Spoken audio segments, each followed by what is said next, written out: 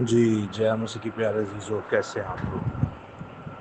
گزشتہ دن آپ سے ایک سوال پوچھا گیا جس کا جواب آپ سبوں نے صحیح دیا کہ پیدائش کی کتاب اس کا پہلا باب اور اس کی پہلی آیت، جس میں کچھ یوں مرقوم ہے کہ خدا نے ابتدا میں زمین اور آسمان کو پیدا کیا، یہ آیت آخر لکھی ہی کیوں گئی؟ وجہ کیا تھی؟ اس وقت حکومت کس کی تھی اور کس نے لکھی؟ آپ سبوں نے بڑے خوبصورت جواب دیے، اور آپ لوگوں کے ان جوابات کو بڑھاتے ہوئے میں کچھ اور اس میں ایڈ کرنا چاہتا ہوں۔ اور میں نے کل بھی بتایا تھا کہ یہ اس زندہ خدا کے پاک کلام کی خوبصورتی ہے کہ جس کی تفاسیر کوئی بھی کرے گا الگ الگ ہی ہوگی۔ اس آیت کی اور سبھی صحیح تفسیریں ہوں گی۔ ان ساری تفاسیر میں ایک اور تفسیر سنیے جو کہ آپ کے لیے بہت بابرکت، پرفضل، نمکین اور بابرکت اور پھلدار ہونے کو ہے۔ نالج میں اضافہ ہوگا، برکت ملے گی آپ کو۔ تو کلام خدا کے مطابق خدا نے ابتدا میں زمین اور آسمان کو پیدا کیا۔ یاد رکھیے گا عزیزو، یہ زندہ خدا نے جو کتاب لکھوائی تو یہ مقدس موسیٰ سے لکھوائی، اور مقدس موسیٰ کو جب آپ دیکھتے ہیں تو پوری قوم جو ہے وہ مصر کے درمیان غلام تھی۔ کئی جگہوں پر تو آپ کو یہ بھی ملتا ہے کہ وہ اپنی زبان تک بھول گئے تھے۔ ہمارے جو عبرانی بہن بھائی، یا اس وقت تو خیر اسرائیلی نہیں کہہ سکتے، لیکن عبرانی بہن بھائی جو تھے وہ اپنی بولی تک بھول گئے تھے، بہتیرے، اور میں بھی پاسبل ہے کہ زندہ خدا کے تصور کو بھی بھول گئے ہوں، کیونکہ آپ دیکھتے ہیں کہ جیسے ہی مقدس موسیٰ پہاڑ پر 40 دن 40 رات کے لیے جاتے ہیں تو نیچے بچڑا بنا لیا جاتا ہے اور کہا جاتا ہے کہ اے جے او جڑا سانو مصر دی غلامی جو کڈ کے لیا ہے۔ تو ان کے اندر یہ چیز رچ بس گئی تھی۔ تو اے ساڈی اے روحانیت نو بھی پیش کرਦੀ ہے کہ جدوں اسی مسلسل ایک غلط تعلیم نو اپنے اندر لئی آنے وہ پھر انج ہوندا ہے کہ صحیح تعلیم آپ کے سامنے بھی ہے تو آپ اسے دھدکار دیتے ہیں، برا بلا بھی کہتے ہیں۔ ہمارے تو یہ لائیو ہماری آنکھوں دیکھا، ہمارے ساتھ یہ کام ہوئے ہیں۔ ہم بولتے ہیں کہ بھئی یہ دیکھیں بتوں کو نہ پوجیں، یا روزریاں نہ پڑھیں، یا ناچیں نہیں، یا پتہ نہیں کون سی زبان بول کے اسے غیر زبان آپ بولتے ہیں۔ وہ کہتے ہیں بند کرو بائبل، ہمارے پشتوں سے چلتے آئے ایڈے تو ہی پادری۔ تو خیر یہ زندہ خدا کا پاک کلام یہاں پہ بھی اپنی چھاپ چھوڑتا ہے اور بتاتا ہے کہ میں زندہ ہوں، اور آج آپ کے سامنے ایگزامپلس ہیں۔ تو میں بھی پاسبل میجورٹی جو تھی وہ زندہ یہوہ خدا کو بھی بھول گئی۔ اب اس وقت جو رومی دیوتا، مصری دیوتا، یونانی دیوتا، کنانی دیوتا، حبوسی دیوتا، جتنے بھی آپ ان دیوتاؤں کی دیو مالائی کہانیاں سنتے ہیں تو آپ کو پتہ چلے گا کہ ہوا کا بھی ایک خدا ہے، بھگوان ہے، دیوتا ہے، ڈسٹرکشن کا، تباہی کا بھی ایک دیوتا ہے، آسمان کا ایک دیوتا ہے، پانی کا ایک دیوتا ہے۔ پانی کے دیوتا سے مراد آج آپ مووی دیکھتے ہیں ایونجرز میں، یا ڈی سی مارولز میں مووی دیکھتے ہیں تو وہاں پہ آپ کو ایکوا مین نظر آتا ہے جو کہ پانی کا دیوتا ہے۔ پھر آپ دیکھتے ہیں آپ کو طوفان کا دیوتا تھور نظر آتا ہے، ڈسٹرکشن ظلمت کا دیوتا جو ہے آپ کو لوکی نظر آتا ہے. اسی طرح آپ دیکھتے ہیں بہت سارے الگ الگ دیوتا اور خدا بنائے گئے تھے جو الگ الگ دعوے کرتے تھے. آپ دیکھتے ہیں بائبل مقدس میں بھی یہ لکھا ہے کہ میں جو 10 آفتوں کا ذکر ہوتا ہے وہاں پہ لکھا ہے کہ میں ان مصریوں کو تو ماروں گا، ساتھ میں ان کے دیوتاؤں کو بھی سزا دوں گا، ان کے دیوتاؤں کو بھی ماروں گا. اور وہ 10 دیوتا تھے، وہ 10 دیوتا تھے جیسے، اور ان دیوتاؤں کے نام تھے، اور وہ دیوتا شخصیت تھے، وہ حقیقت میں تھے. آپ نے نئے عہد میں پڑھا ہوگا کہ غرض خداوند تو بہت ہے لیکن خداوند ایک ہی ہے، خدا بھی بہت ہے اور خدا ایک ہی ہے. تو اس طرح آپ دیکھتے ہیں کہ بائبل مقدس کے اندر الگ الگ ہمیں چیزیں جو ہیں وہ نظر آتی ہیں.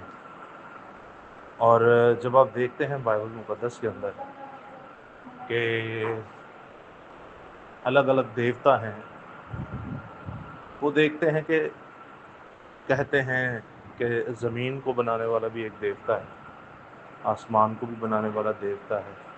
آج بھی آپ دیکھیں ایتھیسٹ کو دیکھ لیں جو ملحد ہیں، تو وہ جو خدا کو نہیں مانتے، آپ ان کو دیکھیں بگ بینگ تھیوری والوں کو، پھر اس کے بعد آپ دیکھیں یوئل نوا ہراری جو ہیں، جو کہتے ہیں کہ بندر سے انسان بنا. ایوولوشن تھیوری دیکھیں کہ ایک اٹامک دھماکے سے جو ہے وہ دنیا وجود میں آئی اور اس کے بعد یہ سسٹم خود ہی چلنا شروع ہو گیا. تو آپ کو الگ الگ تھیوریز آج بھی ملیں گی، یہ بھی شیاطینی دیوتا ہی ہیں جو ان کے ذہنوں میں یہ ڈالتے ہیں. تو اس وقت سوچیں زندہ خدا نے جب یہ تحریر کروایا مقدس موسیٰ سے، اور مصر آپ سمجھ لیں دنیا کی سب سے بڑی سپر پاور تھی، جیسے آج آپ امریکہ سمجھ سکتے ہیں آسان لفظوں میں. تو اس وقت جو تھی مصر، وہ دنیا کی سب سے بڑی سپر پاور تھی، جو دنیا کے کئی حصوں پر جس کا راج تھا، اور جس میں علم بہت زیادہ تھا، فلسفہ بہت زیادہ تھا، الگ الگ تعلیمات پوری دنیا کی کائنات کی ان میں پائی جاتی تھی، اور بڑے ذہین لوگ تھے. اور آپ دیکھتے ہیں کہ جادوگری عروج پر تھی، جادو ہو گئے، افسانے ہو گئے، اور الگ الگ چیزیں وہاں پر موجود ہیں. مقدس موسیٰ خود ایک علم رکھنے والے انسان تھے، بلکہ ضرورت سے زیادہ بہت ہی اعلیٰ علم رکھنے والے انسان تھے. تو جب ان سے خدا نے یہ لکھوایا کہ خدا نے ابتدا میں زمین اور آسمان کو پیدا کیا، ہاللیلویا، ایلوہیم نے، عبرانی زبان میں جب دیکھتے ہیں آپ تو لکھا ہے کہ ایلوہیم نے، زندہ خدا نے زمین اور آسمان کو پیدا کیا. اور جب آپ ایلوہیم دیکھتے ہیں تو یہ سیغہ جمع لفظ ہے ہمارے سامنے، جس میں باپ، بیٹا اور روح القدس آتا ہے، جس میں یہوہ، یسوع اور روح القدس آتا ہے. تو آپ دیکھتے ہیں کہ آپ کے سامنے مقدس موسیٰ فرما رہے ہیں کہ یہوہ خدا جو کہتا ہے میں ہوں سو میں ہوں، اس نے اس کائنات کو بنایا، زمین اور آسمان کو پیدا کیا، اسی نے پیدا کیا ہے. یہاں پہ آ کے اس کائنات کے سارے دعوے رد ہو جاتے ہیں، وہ چاہے اس وقت کے ہوں، وہ چاہے آج کے ہوں، سارے دعوے رد ہو جاتے ہیں. اگر آپ کہتے ہیں کہ نہیں ہمارے خدا نے اس کو بنایا، یا اگر آپ کہتے ہیں کہ نہیں جی کوئی اور ڈسٹرکٹیو فورس ہے اس نے زمین اور آسمان کو پیدا کیا، اگر آپ کہتے ہیں کہ نہیں جی یہ بگ بینگ تھیوری ہے، کوئی اٹامک دھماکہ ہوا تو اس کی وجہ سے زمین جو ہے اس کا ٹیمپریچر اوپر نیچے ہوا، تو آپ کو ثابت کرنا پڑے گا. بائبل مقدس کا ایک سٹائل ہے، نہ وہ ہوائی فائر مارتی ہے اور نہ وہ ہوائی فائر سنتی ہے. آپ کو اسکرپچر ملا ہے، آپ کو ثبوت کے طور پر خدا نے لکھ کے دیا، آگے پوری بائبل مقدس میں بتایا کہ زمین اور آسمان کو کیسے خدا نے پیدا کیا اور اس کے ساتھ کیا کیا کیا اور 6 دن میں کیا کیا بنایا. تو آپ کو پھر بتانا پڑے گا سائنس غلط نہیں، کیونکہ سائنس بھی بائبل ہی میں سے نکلی ہے. سائنس بائبل ہی کا ایک سبجیکٹ ہے، جیسے اخلاقیات بائبل کا ایک سبجیکٹ ہے. کائنات میں آپ جتنے بھی کتب دیکھتے ہیں، جتنے بھی علوم آپ پڑھتے ہیں، علم جانتے ہیں، وہ سب کے سب بائبل مقدس کے اندر سے نکلے. سائنس بھی بائبل مقدس کے اندر سے نکلی ہے.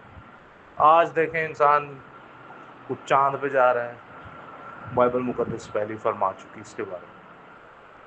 ہر ایک چیز کے بارے میں، سمندر کے اندر کے راستوں کے بارے میں بائبل مقدس فرما چکی. اور آج جب وہ سائنس کرتی ہے تو بڑا خوش ہوتی ہے. سائنس آج کر رہی ہے، زندہ خدا ہزاروں سال پہلے بتا چکا.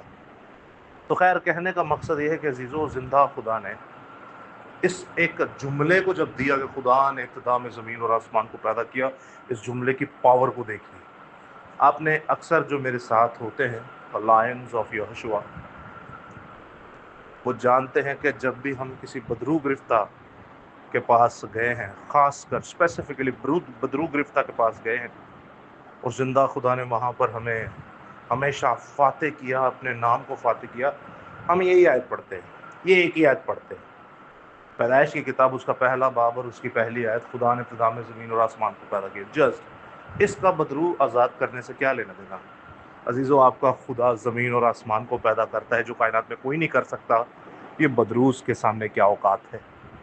بدرو کی اس کے سامنے کیا حیثیت ہے؟ آپ جب یہ بدرو کے سامنے دعویٰ کر دیتے ہیں نا، بدرو وہیں پہ ملیا میٹ ہو جاتی ہے، یسوع کے نام سے وہیں نکل جاتی ہے. اس کلام میں اتنی قدرت پائی جاتی ہے.